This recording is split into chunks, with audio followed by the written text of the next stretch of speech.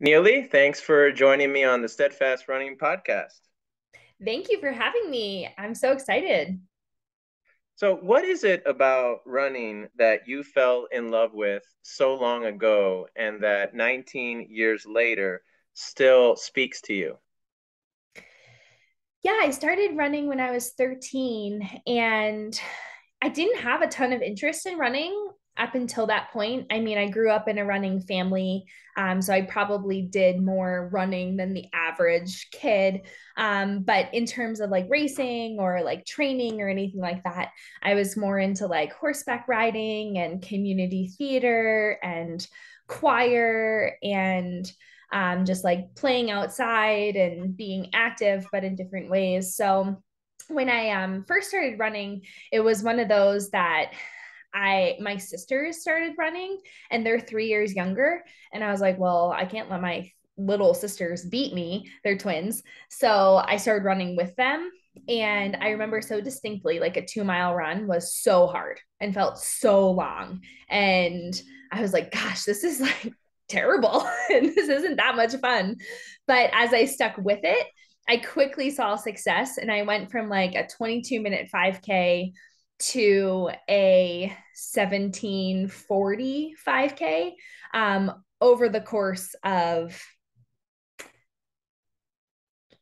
4 months, 5 months. And so I think honestly, it was the success that I saw such quick progress with a little bit of effort that really enticed me into running. Yeah, so like you said, you started running in eighth grade, which is young, but not as young as, say, a fifth grader who joins a track club or whose parents hire a private coach. Here in Orlando, we have a kid who runs most of the local 5K road races and finishes in around 17 minutes. She just won the middle school state championships 3K in 10:13. Do you think eighth grade was the right time for you to start? And as a coach, would you suggest that kids start training even earlier than that? This is such a unique question because it really depends on the person. I think that there is absolutely a time and place to be overly focused on competition. So, as a youth, I think it's really important to be well rounded and to not tailor your whole entire life into one sport at the age of 10 or whatever.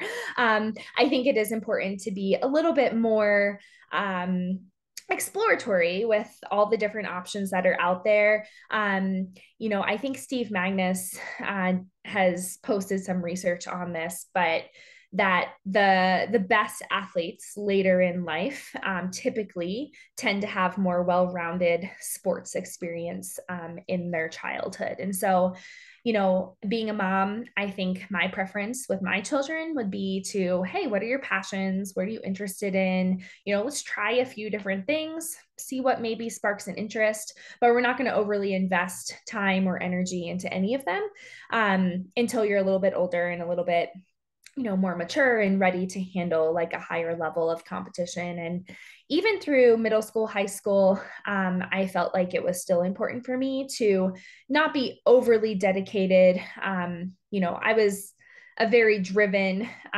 teenager, and I ended up winning nationals my senior year of high school. So I definitely had a competitive drive and I was very focused, but I was doing, 50 miles a week, taking a day off every week.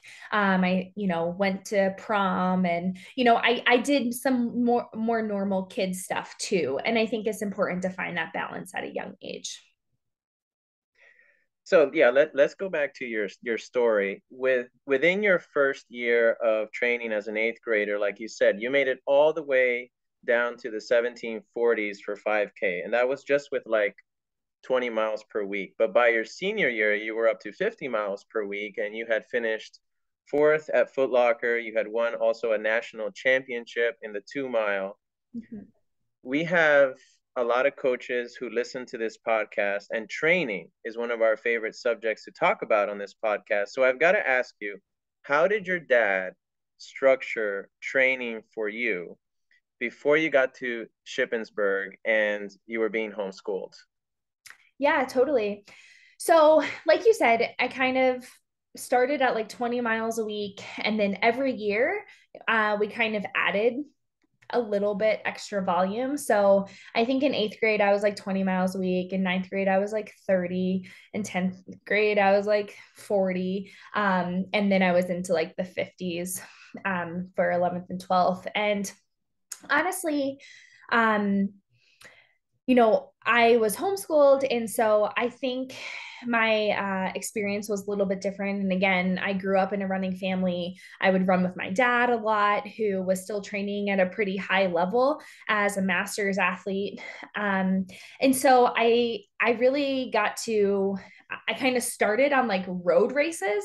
And then I like went back to doing like middle school cross country. And so it was just like a different approach, I guess. And I also would train with my dad's college team whenever I was in middle school and high school. And that was kind of funny looking back on it because I was just this like little girl keeping up with the college team. But that was my dad was coaching them and they were training, and so I would come to practice and I would join in. And so it wasn't until my junior and senior year of high school that I actually started competing for the high school team. Um, and I will say, I feel like having the ability to compete for the team was really important. Um, the team culture, the team dynamic, working together, scoring as a team, cheering on teammates. I grew a lot over those years, and I had a ton of inspiration from watching my teammates be successful and come into the beginning of cross country with no preparation, and by the end they were running a PR, and just seeing how that progress could happen. And so for me, I really I think my training that my dad provided me in those early years was very beneficial. He kind of gave my high school coach my workouts. And so I would implement those. I remember one thing that I still carry with me today is that I learned how to count my steps with my breathing rhythm, because in high school we weren't allowed to wear a watch, and I ran most of the races by myself. And so my dad would give me workouts to do, because in high school you race like 2 to 3 days a week. And so instead of me racing hard, I would turn those races into workouts. And I learned how to time myself, essentially, using my strides and my breath and counting. And so in two breaths, out two breaths is one. It's called a 2-2 breathing pattern. And so I learned this, back in 10th grade, where I would breathe in two steps, out two steps. That would count as one. 45 count is 1 minute. So I could do 20-second intervals, I could do 30-second intervals, I could do 1 minute intervals. And I would just time myself using my breath throughout these races so that I could get in workouts. And yeah, I still utilize that strategy today in races. And your dad, was he a Coach Jack Daniels disciple? Yeah, he definitely uses more of a Jack Daniel style. All through high school and college, that was what I was most familiar with. And then as a coach now, I still like to implement some of the Jack Daniels approach as well. So I'd say that's certainly the philosophy that my dad used primarily with me, and the one that I'm most familiar with. And for reference, that 5K, how much did it come down for you during high school? From 17:40 to I what? ended up running 17:17 as my PR. The 17:40 was a road race in Baltimore. And then the 17:17 was a 5K at Van Cortlandt cross country. So I never ran a 5K, like a fast 5K on the track in my junior senior year whenever I was kind of at my most fit. But so it didn't come down as much, but I got a lot more consistent with what I was able to do on cross country, which was my main focus at that time. Right.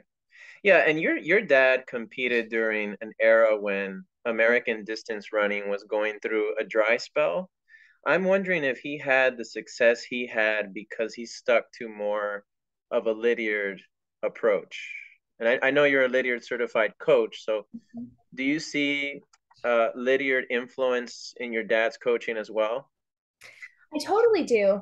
I think it's very prominent and certainly contributed to his success as an athlete. So my dad was mostly self-coached whenever he was competing, and he often would apply kind of a Lydiard approach to really long base miles.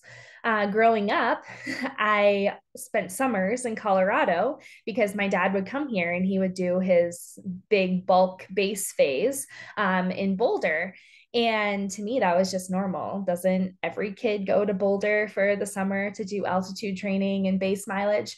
But, you know, when I fast forward, I now realize how unique and special that was as a kid to get to spend our summers in Boulder. And that's ultimately what brought my husband and I back out here was, you know, the desire to come back and train.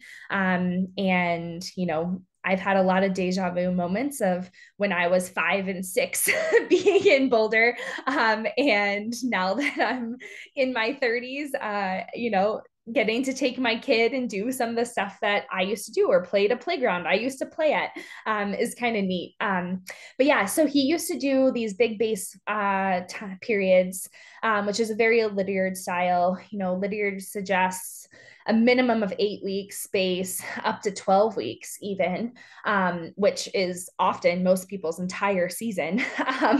And my dad also really uh, did well with a aerobic reset. So if things kind of weren't going great for him, he would just take like a week or two and just do base volume and like reset his body and then get back into it. And that's something that I have found personally to be very beneficial for me as well. Yeah, that's classic Lydiard. At Shippensburg University, where your dad was also the coach, you continued to have success, winning 8 national titles. In D2, you ran 4:36 for the mile, 15:27 for 5K, which got you seventh at USA's as a junior. Then you decided to turn pro early with the 2012 Olympic trials on the horizon. You hurt your foot in a cross country race, missed the trials, but you came back from that and finished in 13th place at World Cross Country. You ran PRs and finished on the podium at several national championships. How was the Hanson's training philosophy different from what you have been doing with your dad? Yeah, totally. So I had only ever been coached by my dad. So when I joined Hanson's, it was definitely a leap of faith, a little bit nerve wracking. And I had like a big sit down with Kevin Hanson, and I was like, here's all my training logs from the past 9 years. And I just handed it to him. And I was like, and Kevin was very kind and he looked through them and he was like, you know, I think the biggest difference is that you were a track runner. You know, you ran the mile, the 1500, the 3K, the 5K. And he's like, you know, we do longer distance stuff. And not to say that you're not going to run a 5K here or there, but we train a little bit differently. And so the fact that all of a sudden my workouts went from, you know, maybe 12 by 400 on the track to like, you know, 6 mile cut down workout that consisted of 15 miles total or whatever. And so the mileage increased. They did double runs every day, minus the long run day. And they also did a 9 day cycle. So it was like every third day was a hard day. So and then every ninth day would be your long run. Um, and I really liked that approach. It worked great because we all showed up and we could do a long run on a Tuesday morning or whatever. That's not as practical for most people when, your work schedule needs you to do a long run on the weekend. But I felt that was really, really interesting. I really thrived under increasing the volume and having those longer workouts. I was really able to rise to the occasion. And then Kevin did a good job of continuing to include some track sessions as well, like 800s on the track or 1Ks, etc. So yeah, I adapted relatively well that fall and had quite a bit of success in my first season with Hanson's. But my husband and I got married about 6 months after I joined the Hanson's team. So we weren't living together prior to that, and he was working at his job in Pennsylvania and I was living in Michigan, and we were just pretty unhappy with the situation. And when he did move to Michigan, he struggled to find a job. And so I think ultimately a lot of my injuries stemmed from me being pretty unhappy because I was there by myself while my husband lived somewhere else. And we were just trying to figure life out after college, and it was hard. And so it ultimately ended where we moved out to Colorado. He got a job here. We've been wanting to, it was kind of like our dream was to move to Colorado someday. And so that was just an opportunity we had to seize, and we took advantage of it, and it was a really great decision. There are two things I wonder about. One, what would have happened if your dad had continued to coach you, given that he knew the marathon quite well himself? And two, given your natural endurance, what if you had moved to the half marathon or the full right away? What are your thoughts on Those are that? really, yeah, really interesting. So my dad was kind of like, no, I won't coach you post collegiately. He was feeling that I really did need to have that like move on beyond what I had ever known. I think my parents didn't want me to just settle in Shippensburg, having lived there my whole life. And there's not a ton to offer in the town itself if you're going to live there permanently. And so I think that it was you know kind of he told me that that wasn't necessarily an option, and that I needed to move forward. And then I actually was going to join Bowerman. And Dylan had a job in Portland. We were all set up. I was just waiting to get the contract from Nike. And after 3 weeks of no contract, they finally called me and were like, actually, we're withdrawing our offer and we're not interested. Not Jerry, Nike themselves. And so I actually had to call Jerry and be like, hey, Nike won't give me a contract, so I can't join your team. And that was pretty much a bummer. It was not how I expected that transition to go. However, looking back, I feel like me going to Michigan was a really great opportunity for growth on my part, creating independence that I had never had because I, was coached by my dad and I lived at home for the first 2 years of college. And then I moved into town, but I lived just a few miles away. So I feel like it was a really critical part of me growing up, but it was also really hard. Um, I I asked Hanson's, I wanted to move up and I wanted to do longer races. And they were kind of like, let's ease into it. Like, we're not going to go from 5K to half marathon right away. I did do some 8Ks and 10Ks. And I was pretty successful in those. But I remember specifically asking Kevin several times if I could do a half marathon that my agent wanted me to do, and he was like, "No, not yet." So when I left, I did need something different. I was kind of in a bit of a comparison cycle, and I wasn't really having fun on the track anymore. I felt like it was just like being a slave to the clock. And I actually had just run 15:25, which is still my PR, and sub 15:25. So 15:25:00 or 15:24, whatever, was a bonus. And I ran like 15:25.2 or something. And so I missed the bonus by like that much.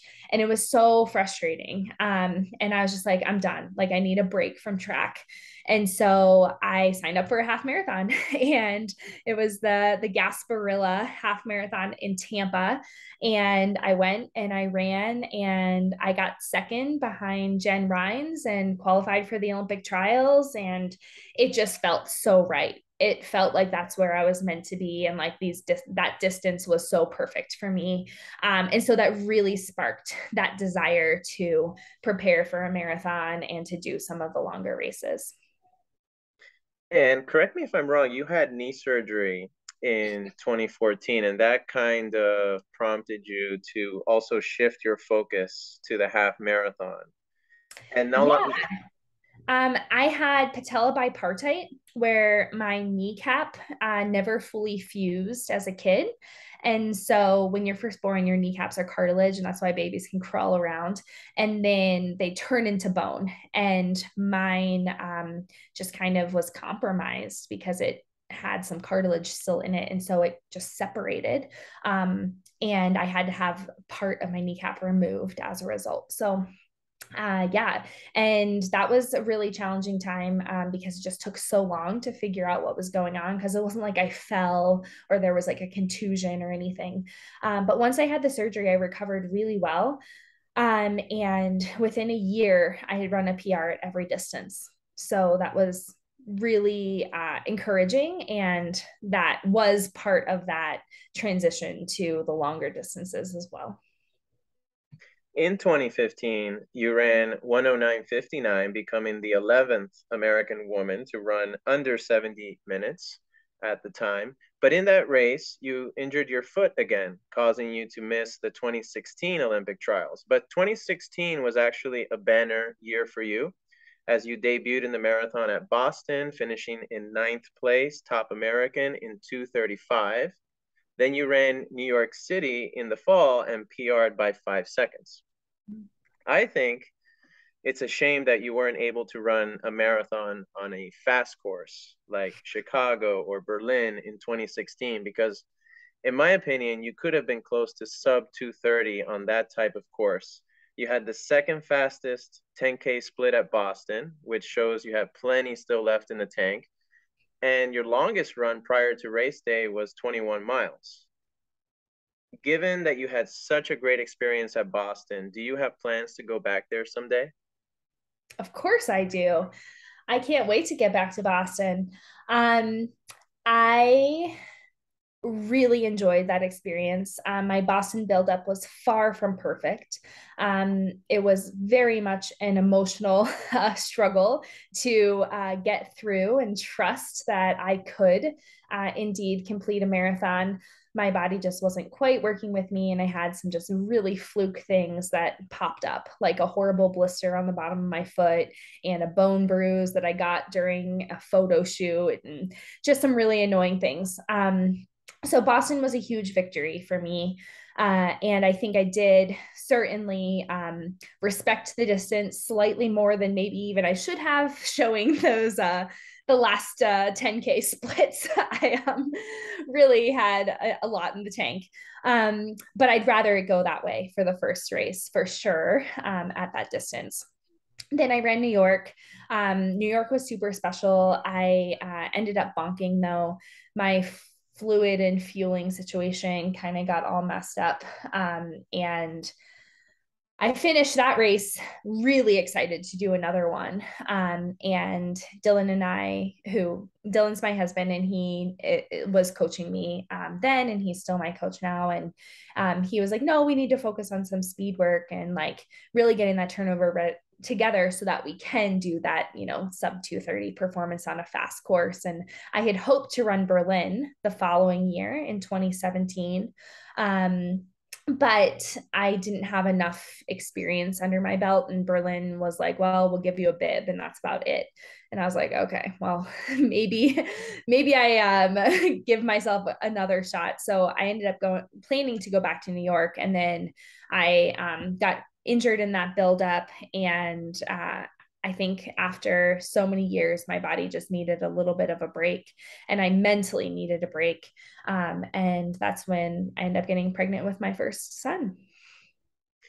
Yeah, you answered one of the questions I was going to ask you regarding New York City, why you were preparing for New York City in 2017. But about New York City 2016, what fueling mistakes? I know you mentioned you bonked, but what in particular do you think you did wrong that caused those side stitches? Yeah, so I was sponsored by Power Bar at the time, and I was using Power Bar gels, and they just weren't working that great for me. I could take in one flavor. Any other flavor caused extreme side stitches instantly. And what I started doing was I was watering the gel down. So I'd put the gel in a bottle of water, and then add, like maybe 4 to 6 ounces of fluids in with the gel, and then I'd shake it up. And so that way it was more of like a sports drink versus this like hit of sugar from the gel that I think was kind of causing the side stitch. And so I did that for New York.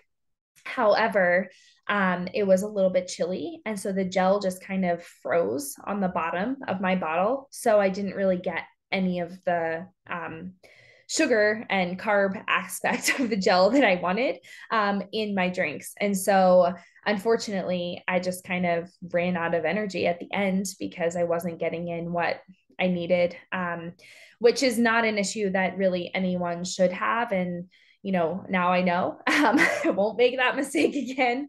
And I also look back and I'm just like, why was I so stubborn? Like, if that brand wasn't working for me, I needed to just be honest with them and say, hey, it's not working for me. Like, I need to try a different brand, and like moved on from it. But I was very loyal and I stuck with the brand, despite maybe that not being my best interest. And one item of curiosity for me as a coach is what would your typical easy pace be when you were in 235 shape? What were you averaging on your easy days? Yeah, I would say an average for an easy day is probably 7 to 7:30 for me. Um, I, it's tricky in Colorado, right? So like, well, I did this one easy run, but it climbed up the base of Pikes Peak or whatever. And you're like, it's not really like an easy run, and the pace is not reflective. But for the most part, in general, I would say, probably anywhere from 7 to 7:30. Now I'm a little bit more on the like 7:30 to 8 minute range for the easy days. And like 8 to 9 minutes if I'm pushing the stroller. Yeah. Oh, and that makes sense. That's well off your marathon pace. We have a lot of recreational runners who run in that gray zone, and maybe it's not a true recovery pace for them. So I thought I'd ask a pro runner that question to Yeah, I love confirm, that you right? asked that. And actually, if I'm circling back to the Jack Daniels conversation, so I recently published a book with my co-author Cindy Kuzma, who is a sports writer, and she and I rewrote the Jack Daniels tables to make them a little bit more applicable to distance running, as opposed to more track oriented. So instead of having like the 1500 and the 3K in there, we have 5K, 10K, half marathon, marathon. Um, And that was pretty nerve-wracking to do that, but we had the same publisher as Jack Daniel's formula book, and so we were able to utilize those tables and then make some adjustments. And in that, the thing that I find is I like to give a broader easy recovery pace range than what Coach Daniels does. So I typically give a 90-second range to my athletes. So, for example, my personal pace range would probably be like 7 to 8:30 for what my goals are. And then I'm kind of racing at like a, 5:50 to 6 minute pace for a marathon. And so I do that for my athletes, and that is reflected in the updated version of the Jack Daniels tables that are in my book. Well said. Yeah, I go off VO2 max. So like 65% of someone's velocity at VO2 max comes out to roughly 7:30 for a 2:35 marathoner. So we're right on the same page there. Back to your story, around 2017, and actually before that, you were working with Steve Magnus, right? Mm-hmm. Um, a lot of coaches that I interview on the podcast bring him up as a source of inspiration for them. You worked directly with Steve. How did he change the way you approached training, or what did he teach you in general about coaching? Yeah, so one of the many jobs that my husband had while I was training with the Hansons in Michigan was he started assistant coaching with Steve Magnus at the University of Houston. And so he lived there for about 6 months before he took that job in Denver, and we both moved here. And so that was when I really started to get to know Steve and gain a lot of respect and knowledge from him as a coach. And um, during that time, I think the biggest thing I learned from him and from watching him, work with his team, because Dylan was also helping, was that science tells us a lot. We can learn so much from that, but a good coach can take that science and apply it to the unique individual person. And I think a lot of college teams don't necessarily train each person uniquely. It's a lot more like, okay, this is what the distance team is doing today, and everyone's going to do the same thing. And Steve really took each person into consideration. He really developed those relationships and the respect and trust in the coach athlete communication so that he could coach them to who by knowing who they are and what they need.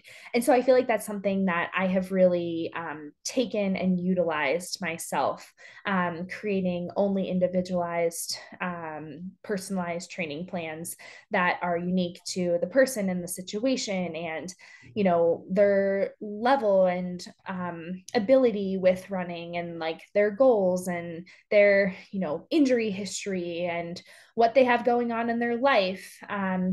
And so I think all of those things are really important. And I feel like Steve really helped me as a coach learn about that.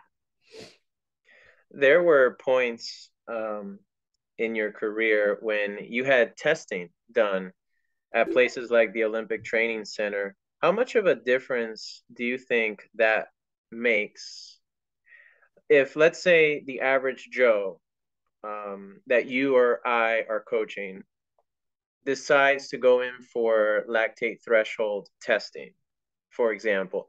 Is that something you would encourage the average Joe to seek out, or is that not necessary for that level of athlete? So, um, if we're going back to exactly what I just said, where science can tell us a lot, um, it is amazing the information that you can get from testing. Um, you need someone who knows what all of that information means.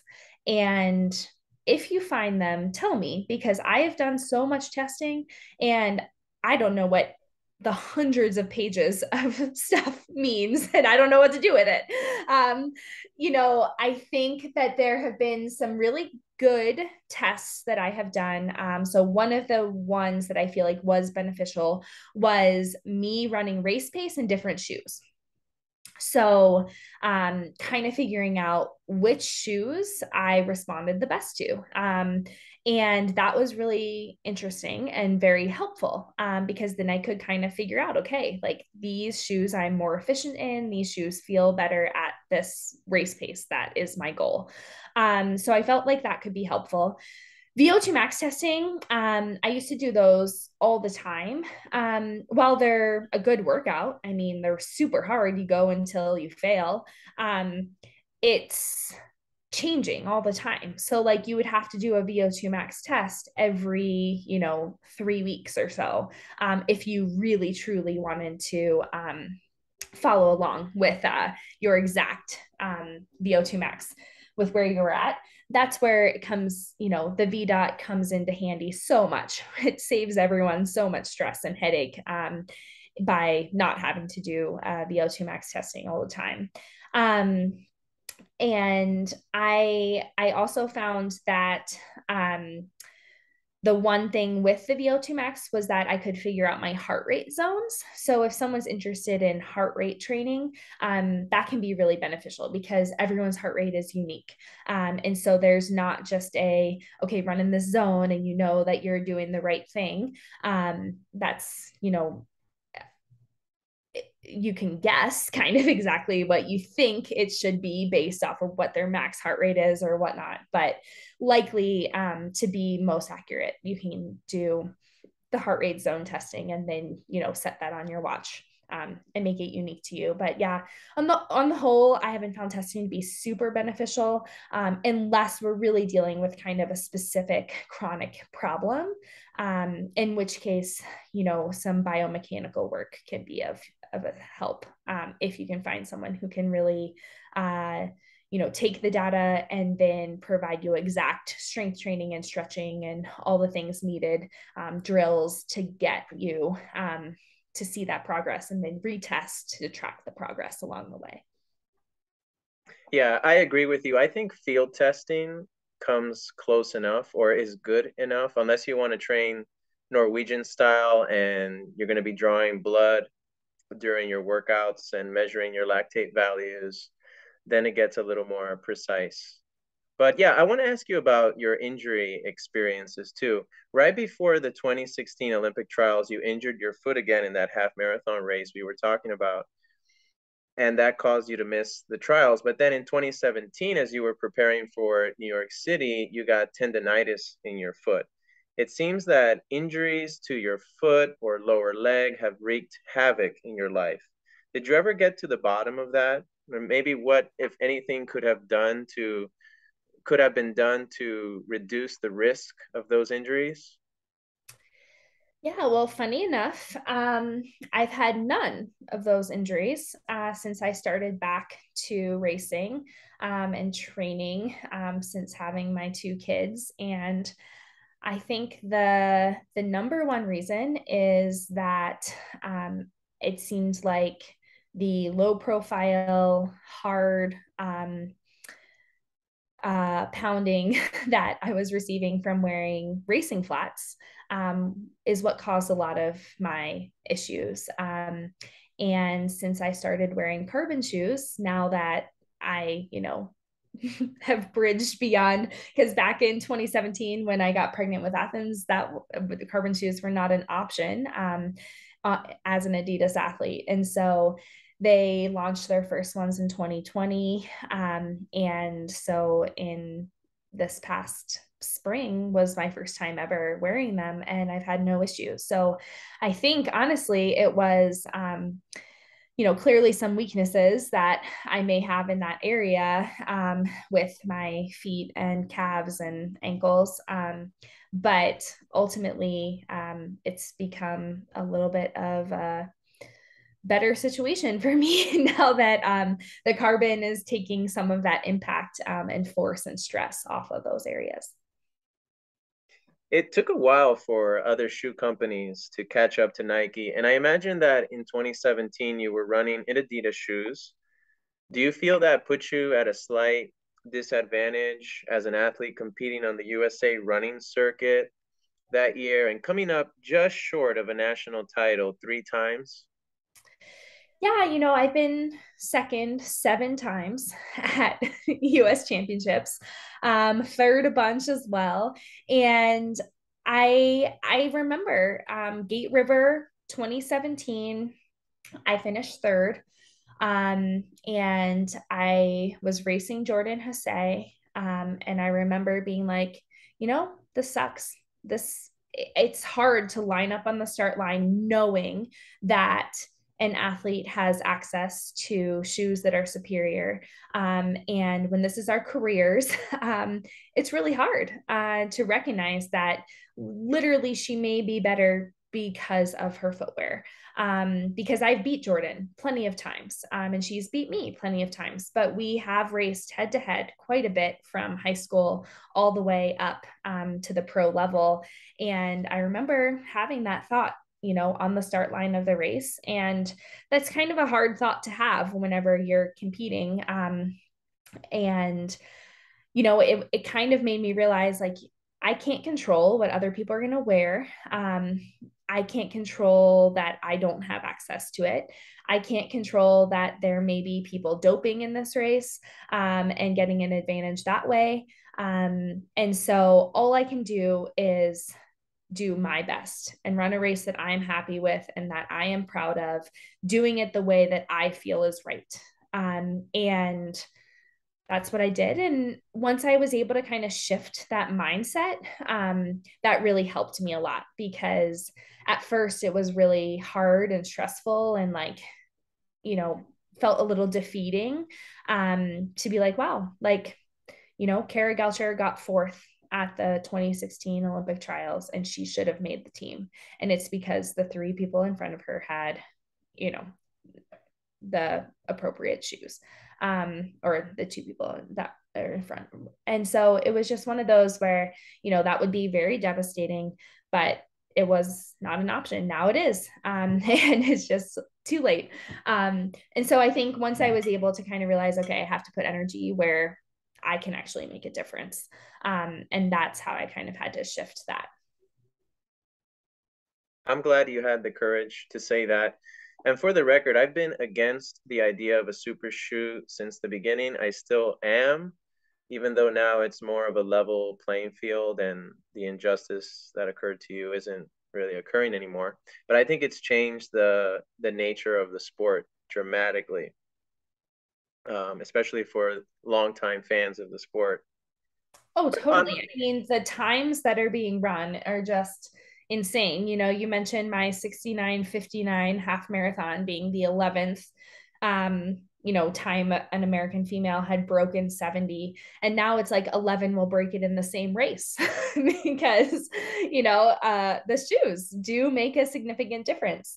But, on the flip side, now that all brands kind of have their version of the shoe, it does feel a lot more fair. And I will say that I feel like athletes are running healthier and having less injuries and therefore having greater consistency. And that also brings positive results and elevates the competition also. So on to something maybe a little more positive. In 2018, you had Athens, your son, your first son, and it's well documented how difficult that pregnancy and postpartum period was for you physically and psychologically. But by the start of 2020, with just 6 weeks of training under your belt, you line up at Houston and run 2:44 to qualify for the trials that will be taking place just a few weeks later. I think that might be one of your best races to date, considering that you peaked at 74 miles per week and your body had undergone a lot of changes.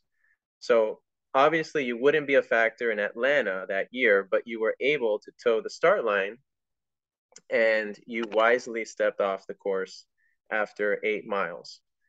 Then the pandemic hit and you used the rest of that year to rebuild your base. You got into really good shape again. built up to 95 miles per week, peaking with a 23-mile long run. The plan was to run the marathon project in December. And at this point, you're being coached by your husband, Dylan. And that's what I want to ask you about now. How does Dylan think about training compared to your previous coaches? And how do you separate that relationship from your married life? Well, he's fired me twice. So I guess we don't have it perfect. But actually, it's kind of fun. This past spring, he actually allowed me to coach him. So he was coaching me, I was coaching him, and that was kind of neat. Um, and so I think his approach is, we don't have to do anything crazy. We need to keep talking about me. We need to keep you healthy. And when we look back, I've had one little issue after another. And while I do believe that some of them, um, you know, like when I broke my foot in cross country, in my first pro race, I stepped on a rock going through a creek on the course. That was kind of unpreventable, but there were certainly some that I feel like were a result of me not fueling, over exercising, not taking care of myself the way that I needed to. And so, I think that having, made those adjustments now, that's contributing to my health as an athlete. I do one workout a week instead of two. And I think that has been hugely beneficial. I don't do doubles. I recover instead of doing doubles. I don't cross train, which I used to cross train every day. But again, I think that was more of like a psychological thing that I don't need to be doing. It wasn't actually helping me. And so now my double is kind of sitting in the Normatex for 30 minutes while the kids nap. Or I might, take the kids for a walk in the afternoon, or I'll go out for a bike ride with them, that sort of thing. Rather than having these like structured things or trying to cram in extra miles, stressing myself and the family. So Dylan has been really understanding and has really allowed me to voice what I feel like I need. And we kind of are able to work together. I feel like that has given me the ability to really trust my body again, trust how I'm feeling, go off of effort. For example, a couple of weeks ago, my in-laws are in town. And so usually I do my workouts on Wednesdays because Wednesdays I have a babysitter. Um, but they were here and I woke up Tuesday morning. I was like, everyone slept well last night. I feel good. I'm doing my workout today. It's a nice day out. Like we're gonna capitalize on this. And so I just switched my days around.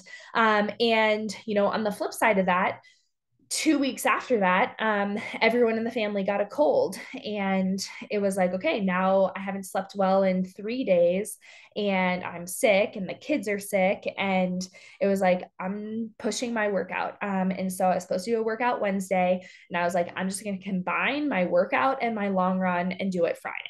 And I did that. And then I did my strides that I was supposed to do on Friday, on Sunday, and I just moved things around. And he's like super flexible and understanding, and he gets it because he also didn't sleep because the kids didn't sleep.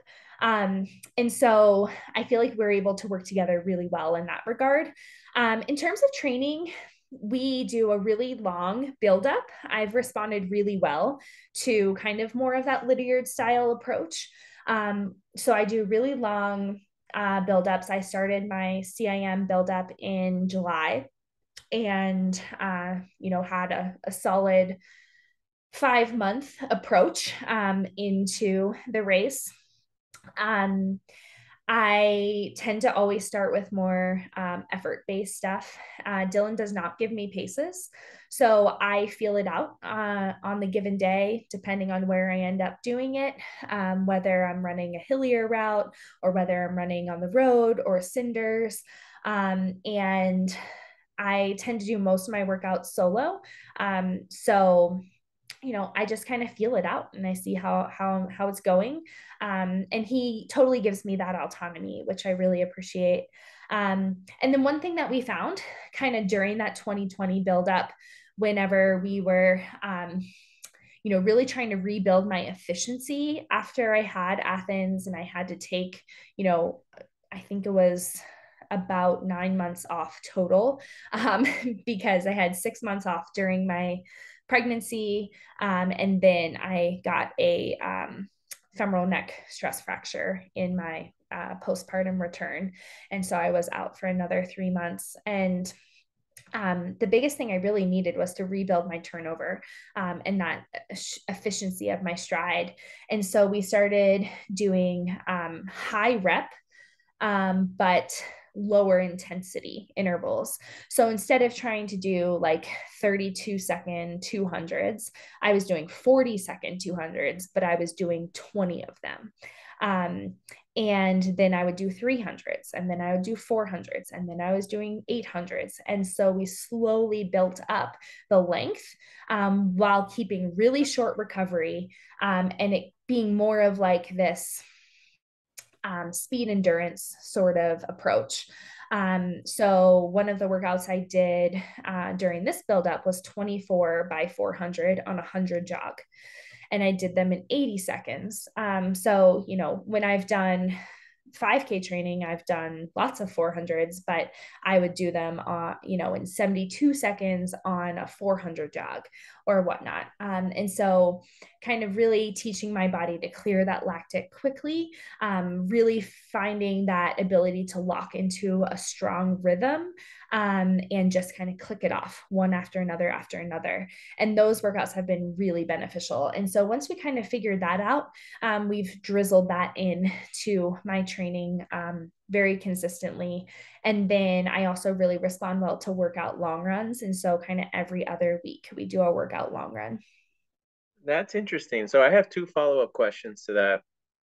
Those 400s and 80 seconds, that would be a really good threshold stimulus for you. And I was thinking, since speed has been, I don't want to say a limiting factor for you, but speed does, it's one of the hardest things to get back as we age. Absolutely. So I was thinking maybe you would be doing speed development in your training, as or maybe the philosophy is, let's focus on your strengths rather than your weaknesses.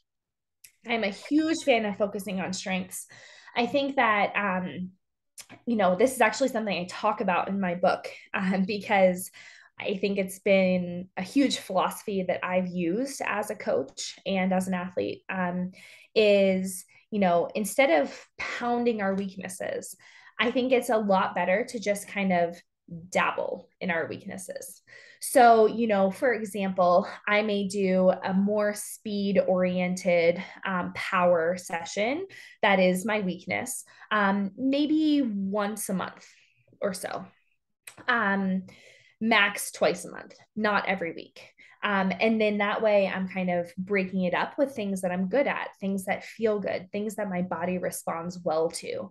And that way I'm not only boosting my confidence, but I am hopefully, and so far it's proven true, preventing some injuries from occurring as well, because I'm not, stressing my body or overly stressing it. I'm allowing that proper adaptation to occur.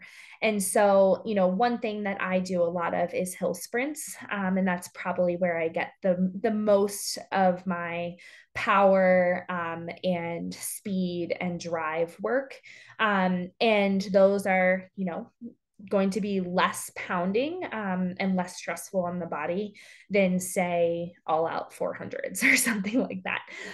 So, I have been able to figure out what I respond to and what I need. And I think that that is a strategy that I have greatly benefited from by focusing more on my strengths and less on my weaknesses.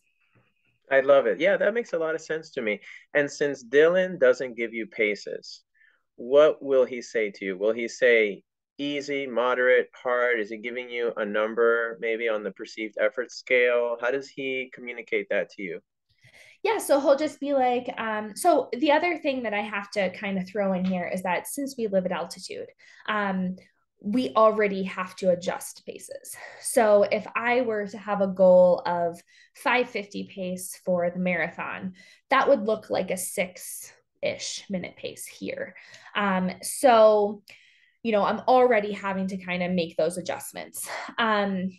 And then there's things like, did I run on gravel or did I run on hills, or all those other things that can play into it. So I tend to be given like the goal effort. So it will be like, okay, I want that marathon pace effort, I want that half marathon pace effort, I want that 10K effort. And then I'm kind of able to be like, okay, I think I know what that means. And I'm able to take that information and then apply it to the workout given the day. Okay, yeah. So race effort is what Mm-hmm. you go by. A lot of recreational runners who lack experience might not know what marathon effort feels like, right? So that's the challenge. But Correct. And so for my athletes, like when I talk to an athlete, I'm like, okay, your goal is a 3:30 marathon. And that's the Boston qualifier for women. So um, that is an 8:30 pace for that. So here's your easy run pace. Here's your steady state pace, which would be about 20 seconds slower than marathon pace. Here's your marathon pace. Here's your half marathon pace. I give them the whole thing. And then all their workouts, I'm going to put in those for them so they can really learn what that looks like. Now, the season would go on, I would start to want them to not have to rely on their watch as much and rather stay focused on what is that effort. So, what does 8:30 pace feel like, and can I run it without looking at my watch 6 times every mile? Because there's races like the Chicago Marathon that GPS is not accurate. It is, all messed up in those first few miles. And if anyone is relying on their watch to tell them exactly what they should be doing, like they're kind of screwed. And so I really work with my athletes to focus on, hey, check your breathing, stay focused and in tune with your body, and really learn what that effort feels like so that you can apply it efficiently and effectively on race day. Lock into that muscle memory. And so when I'm working with an athlete, I'm going to put those paces on there because I want them to really teach their body how to do that. And the biggest thing is, I don't want people running too hard all the time. And that is probably the one thing I see as a coach the most is people run too hard all the time. If you say go do a marathon pace tempo effort, they're going to run half marathon pace tempo. If you say go run mile repeats at half marathon pace tempo, they're going to run it at a 5K effort. And it's like, well, yeah, just because you can do it doesn't mean that's the goal of the day. There is a reason why we need to target all these different systems, and you need to learn what all of these should feel like. And that's something that I find as a coach, I've really had to learn. And, maybe isn't necessarily something that I do personally as an athlete. okay, yeah, thanks for sharing that. So back to our timeline. As fate would have it, right before the 2020 marathon project, you get pregnant, but this time it wasn't planned, and Sarah Hall ends up winning the marathon project in 220 with Cara D'Amato second in 222. Your second pregnancy wasn't as difficult, and now you have two wonderful boys at home, Athens and Rome. Is your goal to qualify for the 2024 trials? Yes, that is the goal. I'd love to qualify for my fourth Olympic trials. That's what I'm shooting for at CIM in 5 weeks. And hindsight is 2020, but looking back, would you have waited longer to start a family, or do you think, as mothers like Cara D'Amato are proving, that you can still run your best marathons into your late 30s, and you're only 32 right now? Correct. Yeah. I think I really needed the break. I think I really needed that hard reset. I feel healthier. I feel like I have such a better perspective when it comes to training, um, and just a healthier approach when it comes to competing and chasing goals. I have a lot more identities than just running now, which I feel like has been pretty critical for me and will help me with having longevity in the sport. So I totally feel like my best days are still ahead of me. Um, and I also have kind of the perspective that like everything from here on out is icing on the cake. Like, I don't have to do this. I get to do it. This is fun. This is like my hobby that I'm just really exceptionally good at, I guess. And that's kind of how I'm approaching it more so than it being like, okay, this is my livelihood. This is how we will eat tomorrow and that sort of thing. Like that stress and pressure was very challenging for me in those early years as a pro. So I'm I feel like it was what needed to happen. Having Rome was a huge surprise. I had an IUD and it was not on the radar. I had this like 5 year plan, till we were going to try for another baby. And it has just been wonderful. It has all worked out so well. I love that I'm kind of beyond that phase now. And I it's been great to have our kids at a younger age so that we can truly enjoy them. And yes, life is crazy. It is sometimes very chaotic and overwhelming, but we are really pleased with our two healthy kids, and we are officially done having kids and look forward to kind of being able to pursue other goals, like a fourth Olympic trials qualifier. And what are your thoughts, Neely, on the future of American women's marathoning?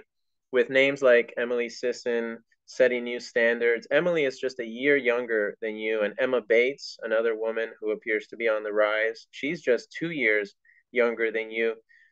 Do you still see yourself as maybe making your way back to the top, or is it something that you said you've moved on from? It's awesome to see where women distance running is right now, especially in America, but globally as well. And yeah, it's a little bit, you know, uh, of a big goal, I guess, to get back into it because we're just so deep right now. But I've had so many top 5 performances at US championships and top 10 performances when it came to the world major marathons that I've done. And I definitely want to be back there. I definitely want to work my way back. And I know that it's not going to happen overnight. I don't expect it to happen, next week or anything. But I know that as the kids get a little bit bigger, I will have more time and more ability to work and stay focused on my training. For now, my training is a bit modified. I'm doing, 80-ish miles a week. And like I said, I'm being consistent. I'm really rebuilding with a longer term approach here. And I know that it can take, several years to get back to that fitness and then push beyond it. And so I'm just patient. I know it's going to come, it's going to happen. And so it's exciting that this is just kind of the beginning of what's next. Okay, Neely, I paused recording because I know 5:30 or 4:30 Mountain Time. Do you want to do a hard stop here and we just go to rapid fire? And yeah, I do like 5 rapid fire questions, or is there any wiggle room? Um, if you give me 1 minute, I can run downstairs and just check, and then I can come right back. Does that work? Okay, yeah, of course. Okay, Yeah. cool.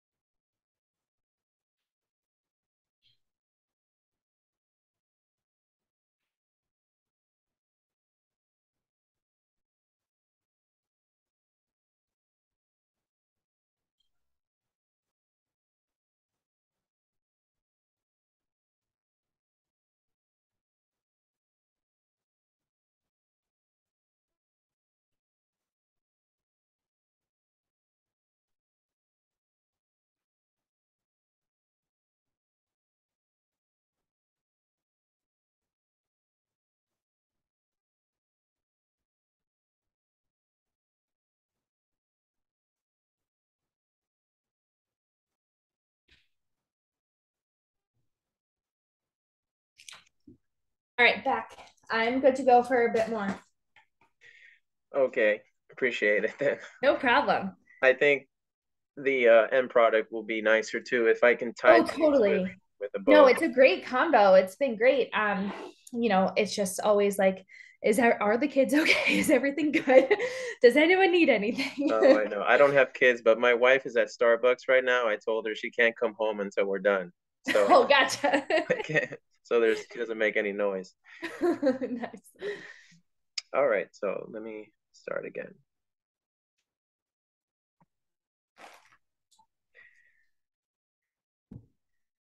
Yeah, it's tough to let go of a dream, similar to a breakup in some cases.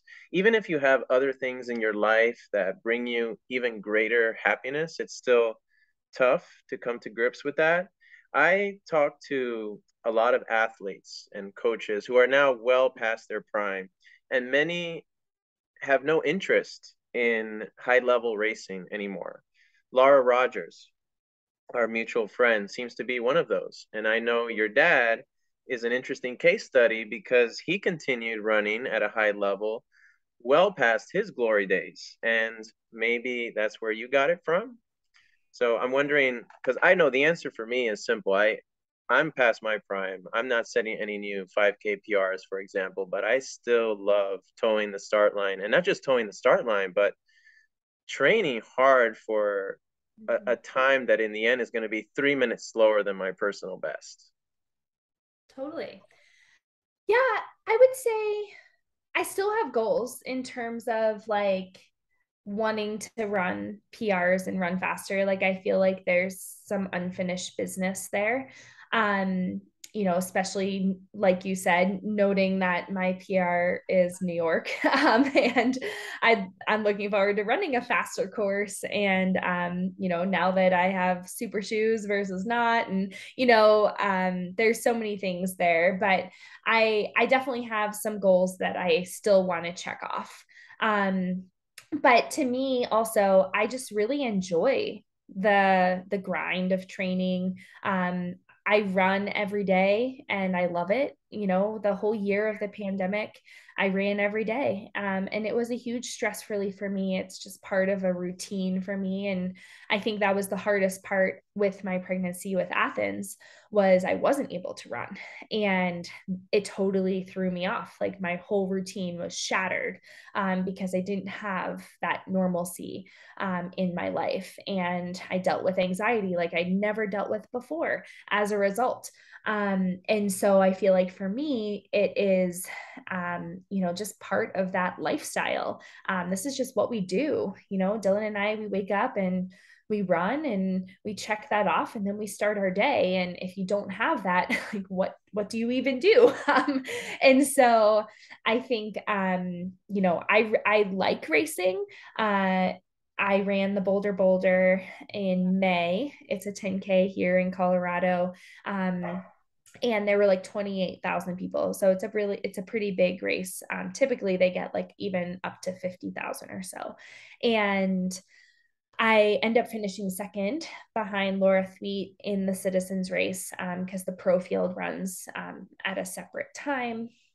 And I loved every second of it.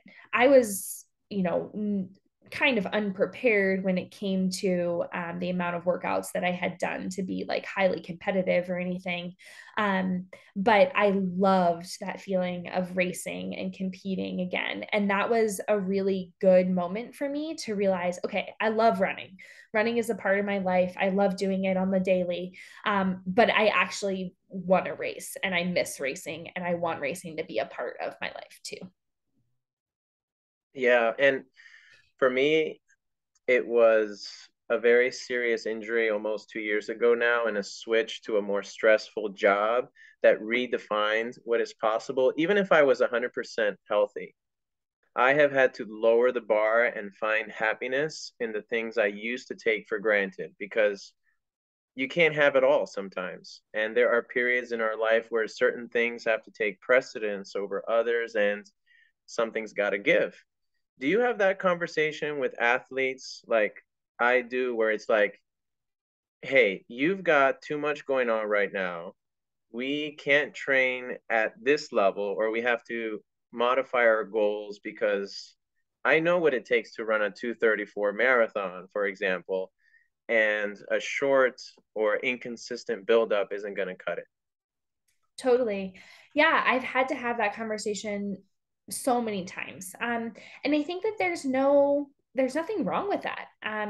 We go through so many different phases within our lives, right? And whether it's because of an injury or a pregnancy or just life is busy at the moment, it's important to allow running to meet us there, and to set goals accordingly. And so, trying to chase too many really big things at once is probably not in your best interest and is going to set you up for failure. And so there's totally a time and place to put those big goals on the calendar and really go for it.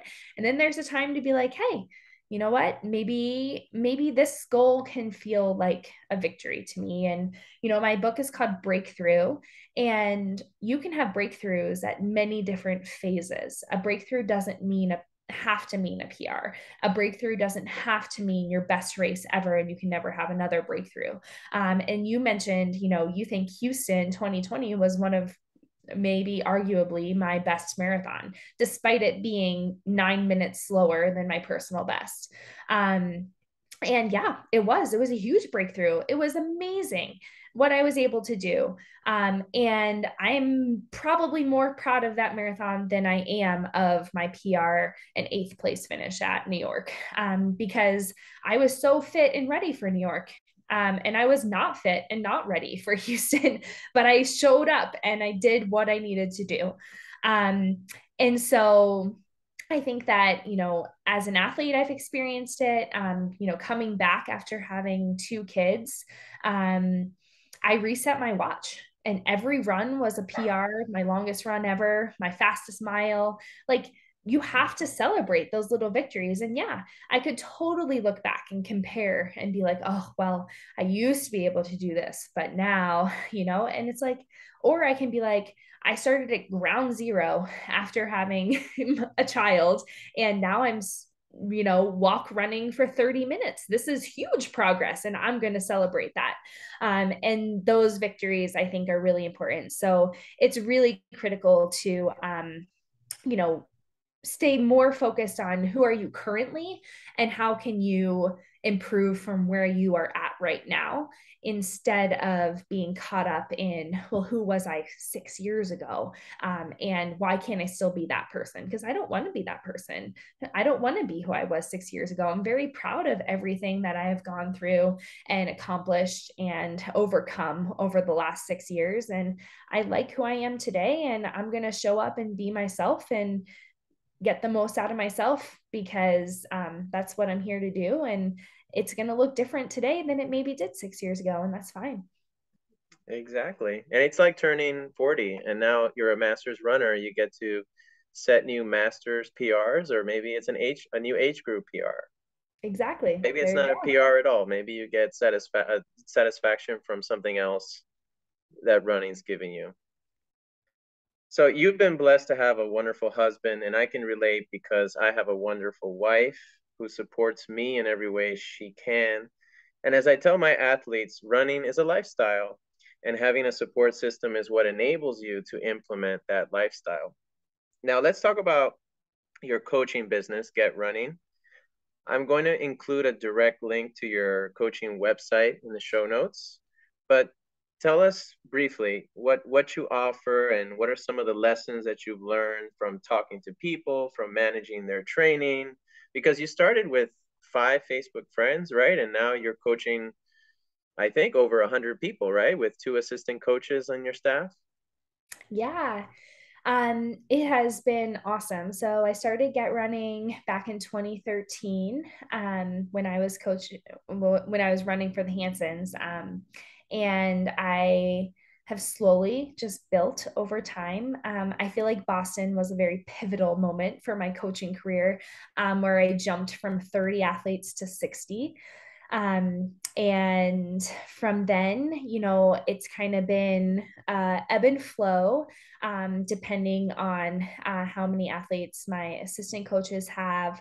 And actually, my one assistant coach is branching off and created her own coaching business now. So we're down to me and Coach Bridget at the moment.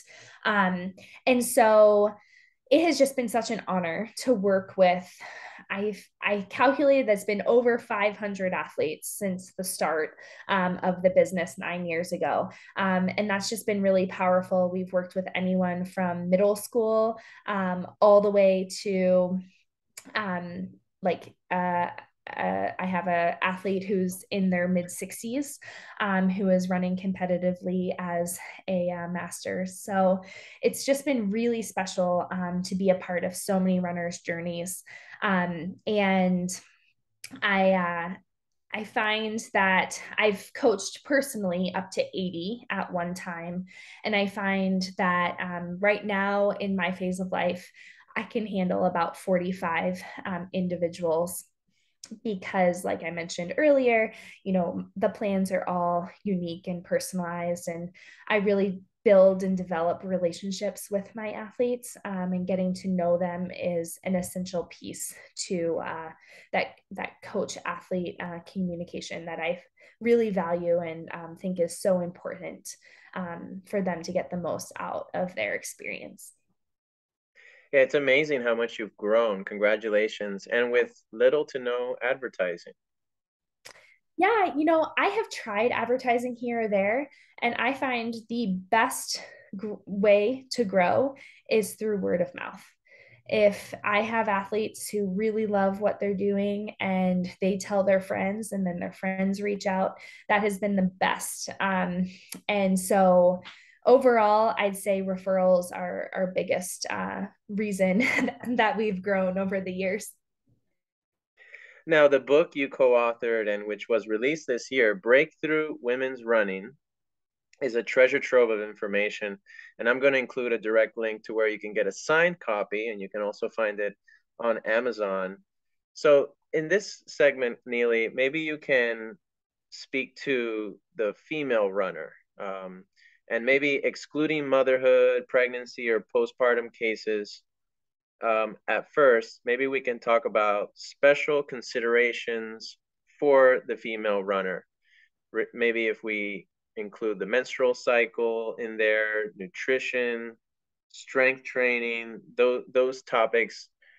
Because as a male coach, I have both males and females, and sometimes I feel like I'm not differentiating well enough. I'm just treating them as human subjects, but maybe there are some things that we need to take into special consideration. Yeah, well, I feel as a female coach, I have the ability to connect with my female athletes a little bit more personally when it comes to things like their cycle.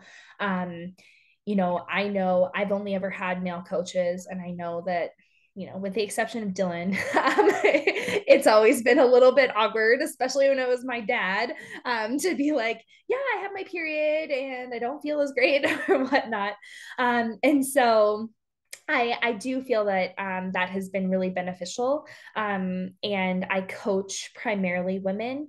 I'd say it's about 75% of our athletes are women runners, and a significant amount of them are moms as well. And so that has been kind of unique niche that I feel like I have been able to, you know, really provide value to the mother runner population, because there's so many things surrounding pregnancy and postpartum running, um, just breastfeeding and running, how to recover and rebuild after having a baby, and the length of time that can take, and how the journey can look very different from person to person. Talking about social media and how hard it can be, that so and so's friend can do XYZ at 3 months postpartum and they're still run walking and how hard that is. And, I can relate to all of that. And so just being able to relate to my athletes, I think, has been so beneficial.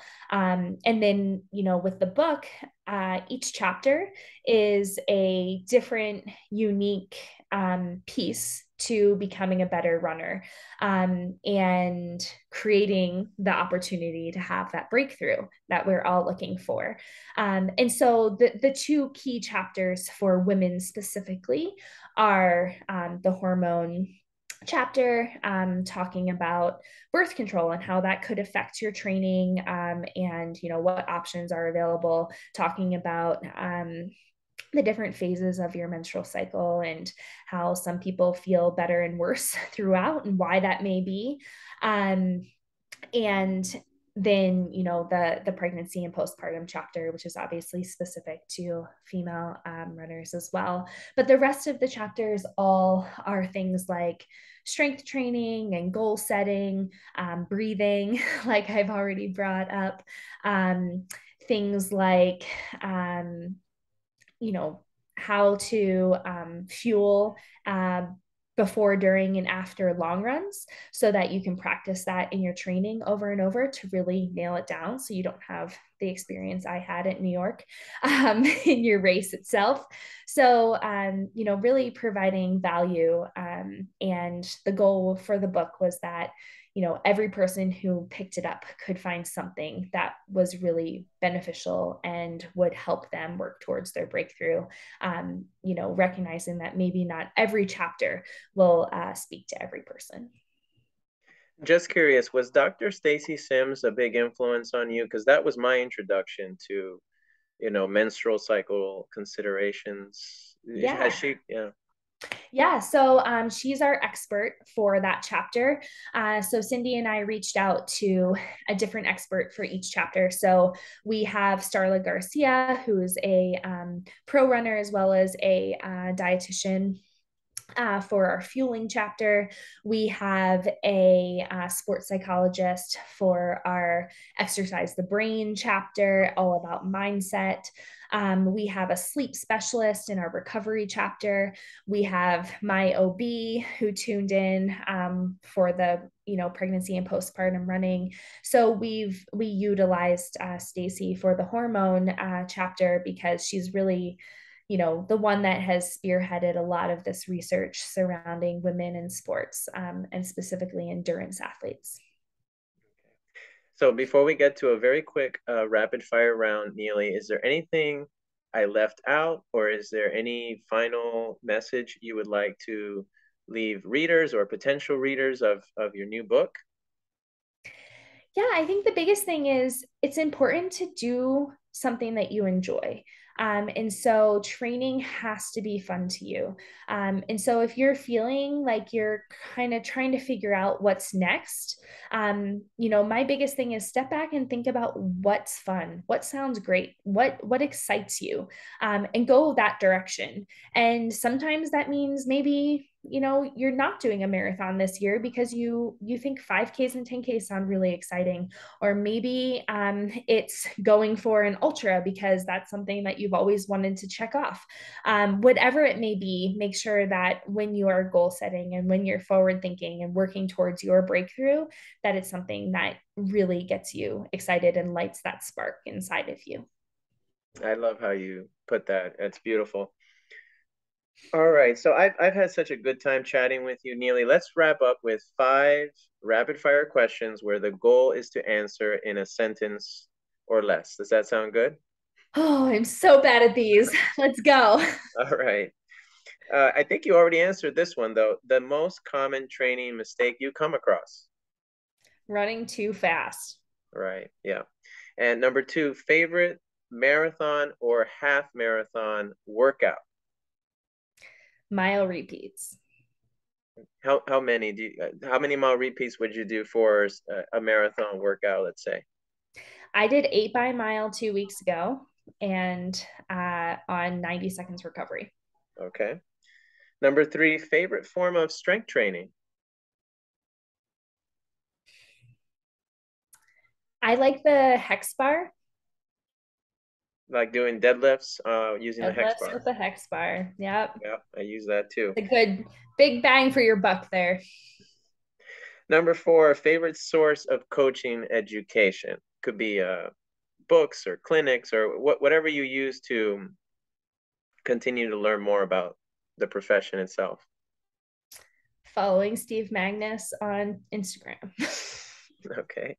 And number five, favorite runner, race, or moment in athletics history. I was in the stadium in Eugene whenever Ashton Eaton broke the world record. And that was a pretty spectacular moment. The crowd there is always fantastic, and the energy was just electric. So that was a pretty special moment to like be right there and a part of it. And another one was when Desi won Boston, and I was there at the race, and it was terrible weather in 2018, and it was just like all of a sudden everyone forgot about it being cold because it was just like you know, we were just shocked and amazed. That's right. And you and Desi must have been training partners. You were on the same team when you were with the Mm-hmm. Hansons, right? I Yep. had Mike Morgan on the podcast too. I don't know if the two of you crossed paths. Yeah, we were there as well. Well, thank you, Neely. You are vibrant, positive, and so easy to talk to. I'm so lucky that you agreed to come on. I hope nothing but the best for you and your family. And if Orlando ends up hosting the trials, I'll be rooting for you from the sidelines. Awesome. I kind of secretly hope it's Orlando because my in-laws always winter there, so we'll have built-in babysitting. Be perfect. If people want to get in touch with you for coaching or just to follow you, what's the best way? Yeah, the best way is just reaching out on DM over Instagram at Neely S. Gracey, and I'm super easy to reach and very communicable on there. All right, for Neely, Spence, Gracey, I'm Jonathan Mederos, reminding everyone to appreciate the run, whatever you're capable of doing, because if you can run, you already have something that has been taken away, sadly, from some people, and that many will never discover. Till next time. Well, Neely, that's it. Awesome. Thank you so much. I'm sorry for taking up extra time. Oh no, I it's really feel fun. like I might have over prepared a little for this interview. I wanted to get so much in, and I appreciate the amount of information that you had prepared and the really great questions that you had because I have done sub podcasts that have not been nearly as organized. So thank you. I'm someone that certainly appreciates and can recognize when someone has done a lot of forward work to put this all together. So thank you. all right. And I'll let you get back to life. This will come out in about 2 weeks, and I'll send you an email when it does. Perfect. All I'll right. post. Love Thank it. you. Thank you. Take care. Bye. Bye.